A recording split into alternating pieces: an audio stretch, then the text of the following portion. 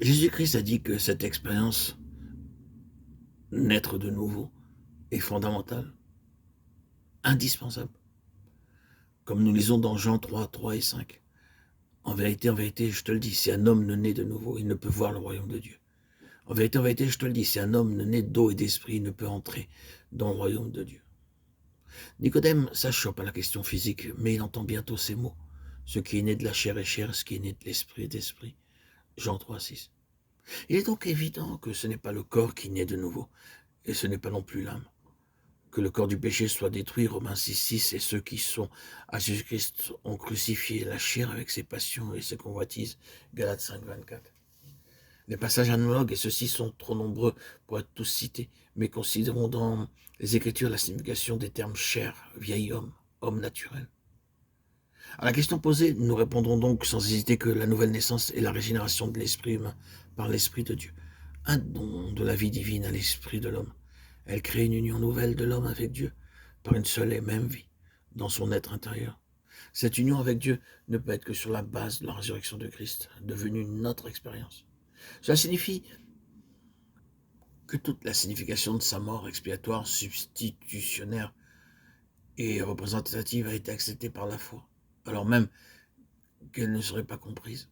Ce sera désormais une marche par l'esprit, Galates 5, 16, en nouveauté d'esprit, Romains 7, 6.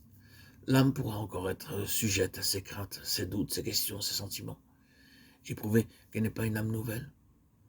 Mais il existe quelque chose de plus profond que tout cela, et Dieu est plus grand que nos âmes. Ce qui est la chose la plus vraie dans l'enfant de Dieu, né de nouveau, est souvent plus profond que sa conscience.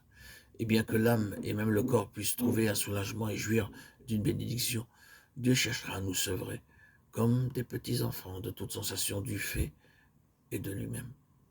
Ceux qui doivent avoir et demandent dans leur sens une évidence continue de leur vie nouvelle ne grandiront pas spirituellement et ne resteront que de petits enfants.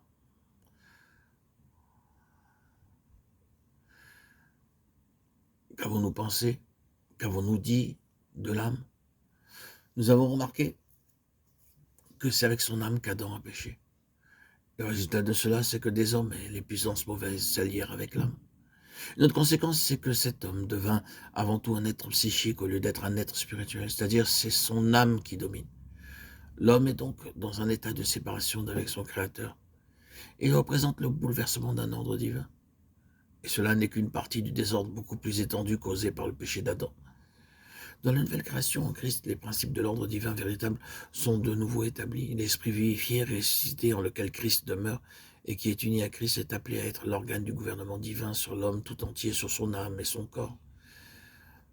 Chez un enfant de Dieu réellement spirituel ou né de nouveau, l'âme et le corps n'auront pas une place de prééminence, mais ils seront des serviteurs et des instruments très féconds dès qu'ils occuperont la place qui est la leur.